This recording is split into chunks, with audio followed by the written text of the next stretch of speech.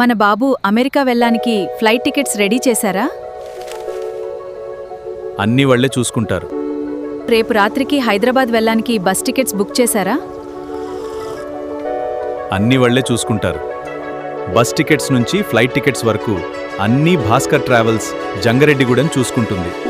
Thank you Bhaskar travels. Contact Bhaskar travels, Pratibha school road, Jangareddygudem. ఏమండి, మనం కొత్తగా జంగారెడ్డిగూడెం వచ్చాము. ఇక్కడ ఏ స్కూల్ బావుందో మనకు తెలీదు. మీ ఆఫీస్లో నా అడిగి మిత్రుడు రమేష్ని ఈరోజే అడిగాను. మంచి ఎడ్యుకేషన్ కోసం విద్యా వికాస్ కిడ్స్లో జాయిన్ చేయమన్నాడు. విద్యా వికాస్ స్కూల్ మీ పిల్లల ఉజ్వల భవిష్యత్తుకు పునాది. అత్యాధునిక సాంకేతికతతో ఉత్తమ విద్య. ఈరోజే చేర్పించండి. ఆల్ ది బెస్ట్ బంగారం. అడ్మిషన్స్ ప్రారంభం.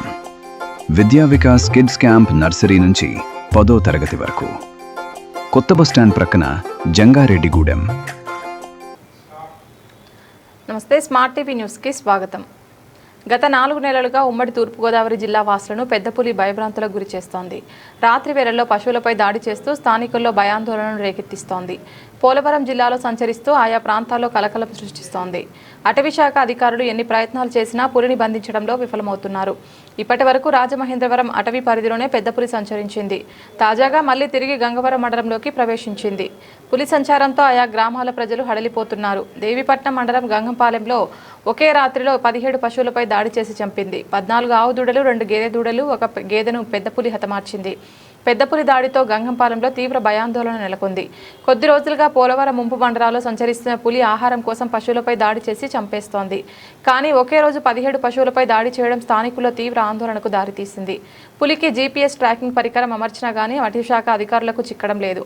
ప్రత్యేక రెస్క్యూ బృందాలు పులిని బంధించేందుకు ప్రయత్నాలు చేస్తూనే ఉన్నాయి. పులి దాడి దృష్ట్యా గంగంపాలెం, దండింగి, పోచమ్మగండి వైపునకు ప్రజలు వెళ్లకుండా అధికారులు అప్రమత్తం చేశారు. సుశిక్షితులైన సిబ్బందితో రెస్క్యూ ఆపరేషన్ ప్రారంభించారు. చుట్టుపక్కల గ్రామాల్లో హై అలర్ట్ ప్రకటించి ప్రజలు అప్రమత్తంగా ఉండాలని అధికారులు కోరారు. ఈ ఏడాది జనవరిలో సుమారు 3 ఏళ్ల మగపులి తెలంగాణ నుంచి బుట్టాయిగూడ మండలంలోకి ప్రవేశించిందని అటవీశాఖ అధికారులు తెలిపారు.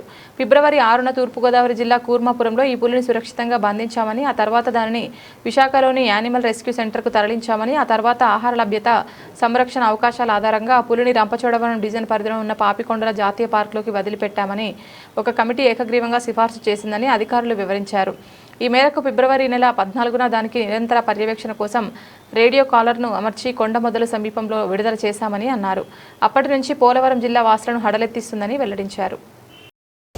19 హనుమాన్ బృందాలు ఇక్కడ రెగ్యులర్గా మనం ట్రాక్ చేస్తూ మానిటర్ చేస్తాం. సుమారు 4-5 ప్రాంతంలో జరుగుండొచ్చు తెల్లవారుజాము. మనం ఇక్కడికి 6 o'clockకి రీచ్ అయిపోయాం. నైట్ అలర్ట్ చేసాము. సో మళ్ళీ ఎర్లీ అవర్స్లో కూడా రావడం జరిగింది. నైట్ కూడా ట్రాక్ చేస్తూ ఉన్నాం ఎక్కడెక్కడ ఉందన్నది.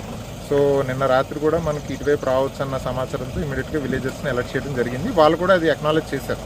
సో ఈ ఏదైతే ఈ అప్రోచ్ రోడ్, ఈ రోడ్ ఏదైతే ఉందో దాన్ని కూడా బ్లాక్ చేయడం జరిగింది. పూర్తిగా అధీనంలో తీసుకున్నాం. లోకల్ పోలీసు, రెవెన్యూ యంత్రాంగాన్ని కూడా అలర్ట్ చేశాము. సో ప్రజలకు కూడా అవగాహన కల్పిస్తున్నాము. సో ప్రజలందరూ సహకరించాలి. షార్ట్లీ మేము అది క్యాప్చర్ చేసి జూకి తరలించడం జరుగుతుంది. వీటి పరిహారం ఎప్పుడు ఇవ్వగలరండి? ఇమీడియట్గా సో అది కూడా నేను ఏడీ యానిమల్ హస్బెండరీ వారితో కూడా మాట్లాడాను. వెటనరీ టీమ్ వాళ్ళని ఇమీడియట్గా డిప్యూట్ చేయమని. సో వారు వస్తారు. వచ్చిన వెంటనే అసెస్మెంట్ ఇచ్చిన వెంటనే మోస్ట్లీ ఇవాళ తప్పితే రేపైనా సరే